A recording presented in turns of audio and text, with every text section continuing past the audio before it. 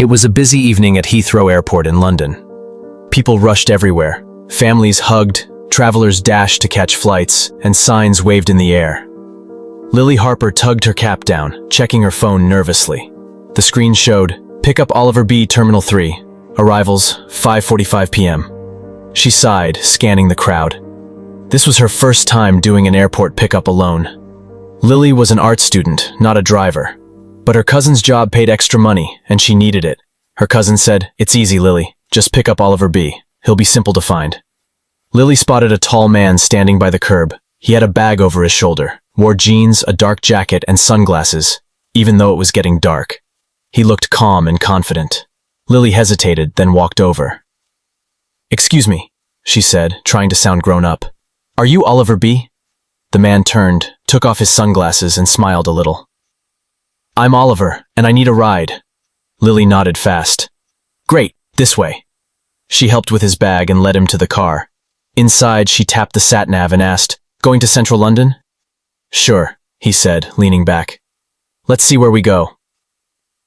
They drove out of the terminal. Lily gripped the steering wheel tightly, sneaking a peek at him in the mirror.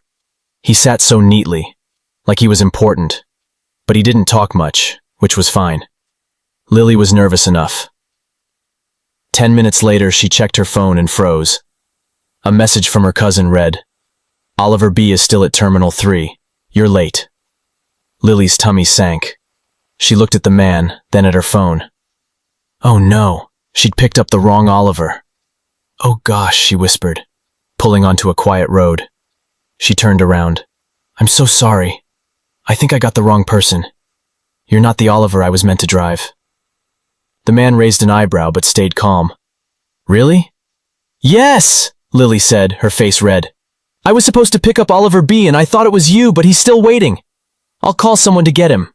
I can drop you off anywhere." He tilted his head. "You're a student, aren't you?" Lily blinked. "How did you know?" He pointed to her backpack where art sketches poked out. She gave an embarrassed laugh. "Yeah, I study art. I'm just helping my cousin. This was meant to be easy." The man smiled. "It's okay. I'm not in a hurry." Lily called her friend Mia, who also drove. "Mia, can you go to Terminal 3? Oliver B. is waiting. I picked up the wrong guy." Once Mia agreed, Lily turned to the man. "I'm really sorry. I'll take you wherever you need." He waved a hand, still smiling. "Honestly, I just got back from Paris. A little detour is fine." Lily stared, surprised. "You're so calm for someone I accidentally took." He leaned forward a bit. "If you're happy to drive a lost boss, I'm happy to be your passenger." Lily blinked. "Boss?" He held out his hand. "Oliver Bennett, nice to meet you." She shook it slowly. As they joined the traffic, Lily felt oddly safe with him, even though everything had gone wrong. For the first time that evening, she smiled. Sometimes, a mistake can start something special. The drive to central London glowed under a soft evening sky. Lily glanced at the sat-nav. Oliver Bennett, a boss, wasn't the Oliver she was meant to pick up, but he wanted to keep going, like it was no big deal. She cleared her throat, curious. "So, Paris, huh? Work trip?" "Sort of," Oliver said, watching the London streets pass. "I needed a break, some fresh air." Lily smiled. "I get that. I do this job to escape my studies or maybe my future." He leaned forward, interested. "What do you do?" "I study art," she said, glancing at him in the mirror. "Final year. I work part-time to pay rent. One day I want to make rooms that feel like home, even for people who don't know what home is." Oliver raised an eyebrow. "That's special." Lily laughed. "Yeah, well, when you live in a tiny flat with noisy pipes, you dream of better places. I draw a lot. Imagine even more." He was quiet, then asked, "What do you love about it?" She paused. "When someone walks into a room and feels happy, not because of the stuff in it, but because it feels like them, that's the magic I want to make." Oliver looked at her in the mirror. Her words were honest, not like the fancy talks he heard at work. As they stopped at a traffic light near Trafalgar Square, Lily pointed at an old building. "See that? Built in 1905. The original bricks are hidden under that boring paint. If I had a team, I'd fix it up." Oliver looked properly. She saw not just buildings, but their stories. When they reached his hotel, Lily helped with his bag. As she opened the boot, a piece of paper fell from her bag, but she didn't notice. She waved goodbye. "Thanks for being nice about the mix-up," she said with a shy grin. "Sorry again." Before Oliver could reply, she was back in her car. Oliver picked up the paper. It was a sketch, a beautiful one. Black ink and soft pencil showed a clever shelf that folded into a curved wall. It was alive, full of ideas. On the corner, it said, "Skyline Idea, L. Harper." Oliver's eyes widened. 3 years ago, he'd seen a design like this at an art auction, called Skyline. He'd bought it quietly to keep it safe, but someone else had sold it under a different name. His team was still fixing the mess. Oliver stared at the sketch. The lines were the same. L. Harper, Lily Harper. It had to be her. Her words about dreaming, her sharp eye, it all fit. He folded the paper carefully and put it in his jacket. Not yet, he thought, but soon. In his hotel room, Oliver spread the sketch on the table. It was definitely the Skyline design, her design. He opened his laptop, checking old files. 3 years ago, the Skyline collection was sent to his company anonymously. He'd loved it so much he bought it to keep it safe. But a New York company, Clifton Art, had stolen it, claiming it as theirs. The name on the papers hit him hard. Ethan Clifton, Lily's ex, who she'd mentioned in the car. Oliver leaned back, shocked. Lily was the real artist, and someone she trusted had taken her work. 2 days later, he emailed her, asking for help with a shop display. "I need a fresh pair of eyes," he wrote. Lily wasn't sure. She hadn't expected to see Oliver again, but his kind tone made her curious. They met at the London Design Festival. The event was huge, glass towers, wooden models, and shiny lights. Lily walked beside Oliver, nervous but excited. He led her to a booth with curved shelves and a simple room layout called Horizon Glow. Lily froze. The design was hers, the curves, the details, even a pattern she'd drawn after watching rain on a window. It was all there, but not hers. Her voice was quiet. "This is mine." Oliver watched her. "He told me," she said slowly, "my idea was stupid, that no one would want it, to stop dreaming like a kid." Her eyes burned. Oliver exhaled. "I remembered it." She looked at him, confused. "I bought it," he said, 3 years ago, at an auction. I didn't know it was yours until the car." Lily stepped back, dizzy. "Why didn't you tell me?" "Because I wanted you to see it yourself," he said, "to know what I know." Later in the car, Lily sat quietly. The festival lights danced on the windows. "I gave him all my trust," she whispered. "I thought staying quiet kept me safe." Her voice broke. "I was wrong." Oliver turned off the engine. The world stilled. "No," he said gently. "You were just too kind to see meanness coming." Lily's lips shook. "What do I do now?"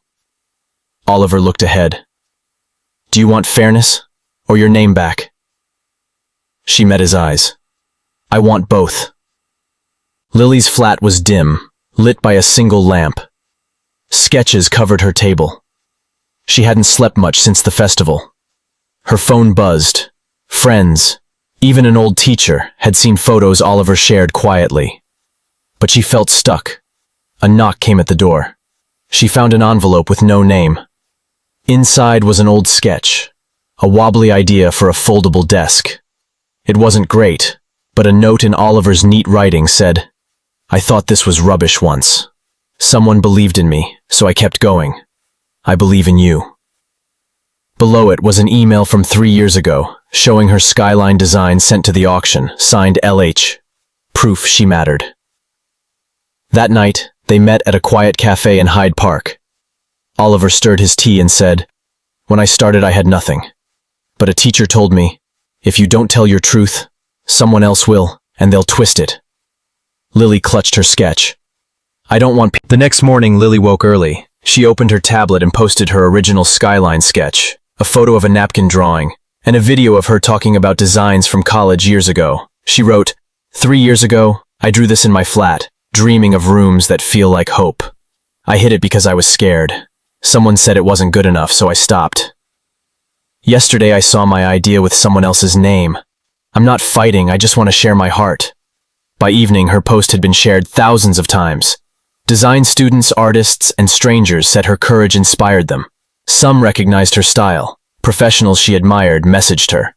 Lily sat on her couch, overwhelmed. Oliver texted, "You told your truth, no one twisted it." She smiled, tears falling. "Thanks for showing me silence isn't safe," he replied. "Silence never helped anyone. Honesty sets you free." The days after felt heavy. Lily's post went viral, but trouble followed. Within 2 days, Clifton Art, Ethan's old company, said her claims were lies to hurt their name.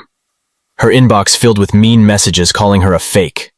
The Young Designers Award emailed, suggesting she could quit because of the drama. Lily stared at the email, ready to give up. It was pouring rain. She went to a small art talk, but left early, tired of whispers and stares. She slipped on wet pavement, but strong arms caught her. Oliver's face appeared, soaked but kind. "I've got you," he said softly. They stood under an awning, rain pounding nearby. Neither spoke, but it was enough. That night, Oliver dropped off a package, gloves like his, with a note. "In a storm, it's not the road that matters. It's the hands that hold the wheel." The next morning, Lily emailed the awards. "I want to stay. Not to prove anyone wrong, but to drive my story." Sending it felt like taking charge. The storm wasn't over, but she had gloves to steer. Lily stayed quiet the next day, needing calm. A package arrived. No sender, just a note. "You always had value. The world's catching up." Inside was an invoice from 3 years ago, showing Oliver bought her skyline design, listed under her old username L. Harper. A letter added, "You thought no one saw you, but I did. I kept this to remember brilliance shines quietly. Now let the world know your name." Lily realized Oliver believed in her work before they met, not out of pity, but because he saw her talent. The next day, she visited his new studio, a bright space in Shoreditch. Oliver greeted her. "I got your package," she said, eyes steady. "And your message," he smiled. "I'm scared," she admitted, "but I want to do this." He nodded. "Then let's begin." Her desk was small, but hers had a nameplate. Lily Harper, creative director. A sticky note read, "Not given, earned." That day, Oliver introduced her to the team. "This woman changed my view years ago," he said. "Her ideas don't care where she's from. They just need courage to shine." Inside was a flash drive labeled Skyline Original Files, yours, with a note. "You sold your idea thinking it was the only way. Now you own it and all you'll build next." Lily's eyes teared up. "Thank you," she whispered. He shook his head. "Thank you for not staying small," he added. "I didn't choose you out of pity, Lily. I saw your mind first, and it stayed with me." She smiled. "Then let me prove you right." She turned to her desk, sketching, not for fame, but because her ideas mattered. This studio, this team, was her new start, built on her terms.